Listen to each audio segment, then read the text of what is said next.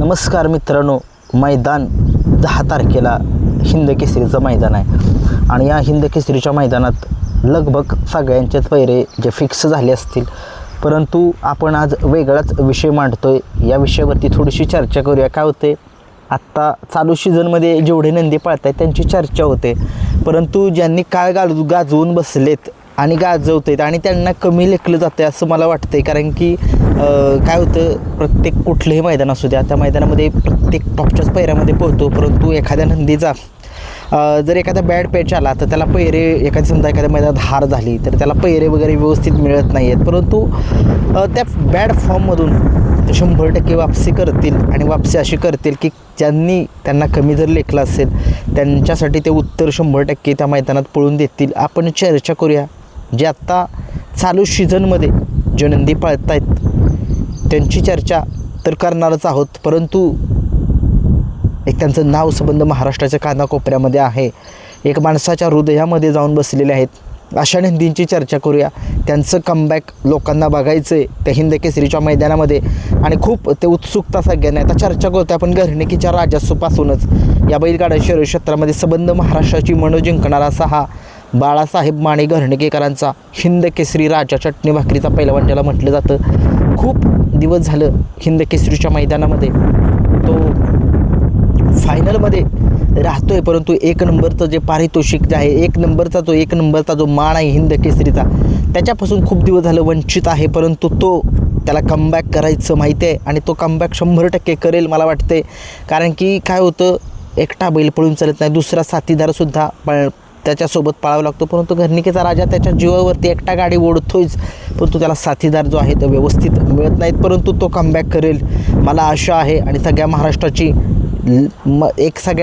एक इच्छा आहे की घरणिकेकरांचा राजा माळशिरसच्या मैदानामध्ये काहीतरी करामत करावी त्याने आणि लोकांच्या मनामध्ये तो जो हिंद केसरी पुष्यगावचा 1 नंबरचा मानकरी होता तोच माळशिरसच्या मैदानामध्ये घरणिकेकरांच्या राजाने मिळवावा असं खूप लोकांची इच्छा आहे. बघूया घरणिकेकरांचा राजा कमबॅक करेल का. कारण की काय होतं, अलीकडे तुम्ही बघितलं घरणिकेकरांचा राजा फॉर्ममध्ये नव्हता, परंतु तो फॉर्ममध्ये असा आला आहे की दाखवून दिले त्याने सुद्धा, तो सुद्धा काही कमी नाही. परंतु माळशिरसच्या मैदानामध्ये पश्चिम महाराष्ट्रातील सगळे टॉपचे नंदी पळणार आहेत, म्हणून घरणिकेकरांचा राजासुद्धा त्याच स्पीडने पळेल आणि तो दाखवून देईल तो सुद्धा काय चीज आहे. खूप साऱ्या शुभेच्छा आपल्या राजाला. तसेच या बैलगाडा शर्यत क्षेत्रामध्ये काळ गाजवून बसला आणि ही गाजवतोय असा द्वारलीचा हरण्या 722 हेमंत फुलेरे साहिल प्रतिष्ठान द्वारली यांचा हरण्या. काय पळतो हरण्या, महान भारत केसरीचा किताब याच्या नावावरती आहे आणि तो हिंद केसरीचा पेडगावच्या मैदानाचा 1 नंबरचा मानकरी आहे आणि बरेच पुष्यगावच्या मैदानातसुद्धा 1 नंबरचा मानकरी आणि बरेच असे मैदानं झाले त्या मैदानामध्ये तो सुद्धा मानकरी आहे. परंतु अलीकडे थोडासा बॅड फॉर्म जो आहे तो त्याचा चालू आहे, परंतु त्या बॅड फॉर्ममध्ये तो 100% कमबॅक करेल आणि त्याने कमबॅक जे आहे ते करावंच, कारण की लोकांची खूप इच्छा आहे. हरण्यासुद्धा फायनलमध्ये खूप दिवस झालं दिसत नाही आहे मोठ्या मैदानामध्ये आणि तो दिसावा ही लोकांची इच्छा आहे आणि ही इच्छा हरण्याने लवकरच लोकांची पूर्ण करावी. कारण की त्याने सुद्धा काळ गाजवला आहे, परंतु आपण कसं असतं, आता उतरता काळ चालू आहे, आपण सुद्धा समजून घेतलं पाहिजे आणि तो सुद्धा उत्तर 100% पळून देईल मला असं आशा आहे. तसेच मित्रांनो, मी चर्चा करतोय ती म्हणजे तेजा, ओगलेवाडीकरांचा तेजा. काय पळतो हा नंदी, त्याने सुद्धा एक चांगलं जे आहे ते काळ गाजवलं आहे, परंतु अलीकडे थोडासा त्याचासुद्धा बॅड फॉर्म चालू आहे, परंतु त्या बॅड फॉर्ममधून तो सुद्धा वापसी करेल अशी आशा आहे मला आणि त्याने सुद्धा कमबॅक करावं. तो सुद्धा एक चांगला पळतो, सगळा एक जुना जाणता नंदी आहे, त्याचासुद्धा कमबॅक लोकांना बघायचं आहे. तसेच सप्त हिंद केसरी महान भारत केसरी सुभाष तात्या मांगडे यांचा बॉस म्हणजेच सुंदरचं कमबॅकसुद्धा लोकांना बघायचे, कारण की तो सुद्धा सगळ्या महाराष्ट्रात आत्ता जेवढे नंदी पळत आहेत तेवढ्या नंदीमध्ये सगळ्यात वयस्कर नंदी तोच आहे आणि तरीही जाईल त्या मैदानामध्ये गट काढतो, परंतु सेमीला थोडीशी घासाघाशी होती तरी गुलाला क्वार्टर फायनल राहतोच असा आपला तात्यांचा सुंदर. फायनलमध्ये त्याला बघायचे खूप इच्छा आहे लोकांना, तो 100% कमबॅक करेल कारण की त्याने सुद्धा काळ गाजवला मित्रांनो. पण आपणही समजून घेतलं पाहिजे, आता उतारतं वय आहे तरीही तो पळतोय, तो मालकाच्या नावासाठी आणि फॅनसाठी. तसेच मित्रांनो सिकंदर 81 रायफलच्या धावणीतला, स्वर्गीय रायफलच्या धावणीतला सिकंदर 81 त्याने सुद्धा काळ गाजवला आहे मित्रांनो. तो सुद्धा महान भारत केसरीच्या मैदानात फायनलचा मानकरी आहे आणि तो एक मोठं जे मैदान होता त्यामध्ये फायनलला राहतच होता, परंतु अलीकडे तुम्ही बघितला त्याचा एक फॉर्म जो आहे तो गेला आहे, कसा काय गेला आहे तेच काही समजेना. एवढा मोठा नंदी सिकंदर पळतो, एवढ्या टॉपच्या स्पीडनं पळतो, परंतु अलीकडे त्याच्या स्पीडला काय झाले काय कळेना. परंतु माळशिरसच्या मैदानामध्ये त्याला कमबॅक करताना बघायचे लोकांना. तो पहिला सिकंदर जो आहे तो पळत होता, तो सिकंदर लोकांना बघायचे. बघूया काय होते. तसेच आपल्याला माहितीच आहे कटगुणकरांचा पिवळं वादळ चिक्या सगळ्या महाराष्ट्राला माहीत आहे. तो सुद्धा नंदी चालू सीझनमध्ये आत्ता गुलालाचा बेताज बादशाह आहे. कुठलंही मैदान असू दे, हलके पैरे होत आहेत, परंतु ते हलके पैरे घेऊन मैदानामध्ये उत्तम कामगिरी करतो आहे आणि मालकाचं नाव, कटगुणचं नाव संबंध महाराष्ट्राच्या कानाकोपऱ्यामध्ये पोहोचवते. असा पिवळं वादळ म्हणून म्हटलं जातं असा हा कटगुणकरांचा चिक्या. त्याने सुद्धा पुष्यगावचं मैदान गाजवले, सगळ्या महाराष्ट्राला माहीत आहे. हिंदकेसरीच्या मैदानामध्ये जो गाजतो ना त्याची चर्चा होतीच आणि त्याने सुद्धा चांगली मैदानं जी आहेत ती जिंकलेली आहेत आणि त्याचं कमबॅक जे आहे ते माळशिरसच्या मैदानामध्ये लोकांना बघायचे. बघूया काय होते.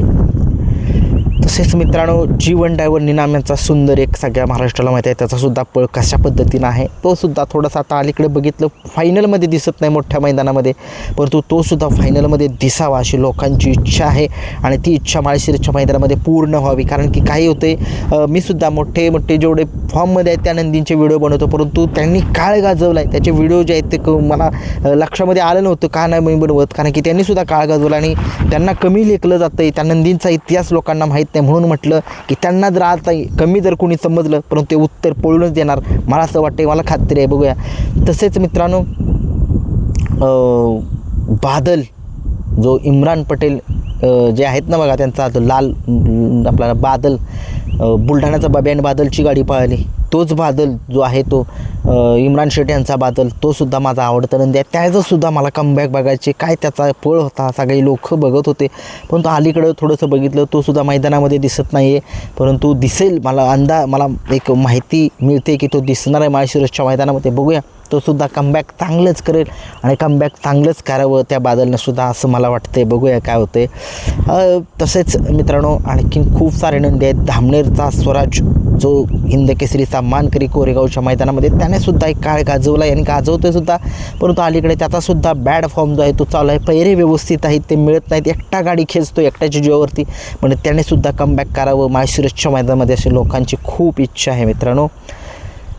तसेच मित्रांनो खूप सारे असे असंख्य नंदी आहेत, ते माझ्याकडून काही नावे राहिले असतील. जरी तुम्हाला जर वाटत असेल की बाबा हा नंदी माझ्याकडून राहिला आहे, तो नंदी चांगला पळतोय, पण त्याला लोक त्याचा इतिहास विसरलेत, तर त्यांनीसुद्धा कमेंट्स बॉक्समध्ये सांगा मित्रांनो. आणि बलमा असेल आपला सातारचा, तो काय पळतो, तो आता फॉर्ममध्ये आहे, त्याच्यामुळे तसं म्हणू शकत नाही की मी तो बॅड फॉर्म आहे. त्याचा फॉर्म आहे आणि फॉर्म आहे तर तो कामगिरी चांगलीच करेल. तसेच बकासूरलासुद्धा काही लोकांना कमी लेखत आहेत, कारण की मोठं मैदान असले की बकासूर चांगली कामगिरी करत नाही अलीकडे 1 वर्ष झालं, परंतु तो 100% कमबॅक करेल. त्याला माहिती आहे कमबॅक करायचं आणि त्याचं कमबॅक सगळा महाराष्ट्र बघेल माळशिरसच्या मैदानामध्ये आणि त्यालासुद्धा कमी लेखलं जातं आहे. बघूया काय होतं आहे. माझ्या अंदाजाने हे माझे जेवढे अंदाज होते की ह्यांना कमी लेखलं जात होतं एवढ्या नंदींना. तसेच वेगाचा शेवट सर्जालासुद्धा काही लोक कमी समजत आहेत की तोसुद्धा अलीकडे पळायचा खूप कमी आहे, परंतु तो त्याला माहीत आहे काय करायचं. 200 फुटातला तो त्याचा एक विक्रमच आहे. प्रत्येक नंदीचे वैशिष्ट्य असतं, तसं त्याचंसुद्धा वैशिष्ट्य आहे. पंचम हिंदकेसरीचा मानकरी आहे तो. बघूया त्यानं कमबॅक जरूर करावं असं मला वाटतं आहे मित्रांनो. आणि बाकीचे सगळे गुलालाचे मानकरी आहेत त्यांना खूप साऱ्या शुभेच्छा आणि जे सगळे आपल्या पश्चिम महाराष्ट्रात जेवढे नंदी पळणार त्यांना खूप साऱ्या शुभेच्छा. धन्यवाद.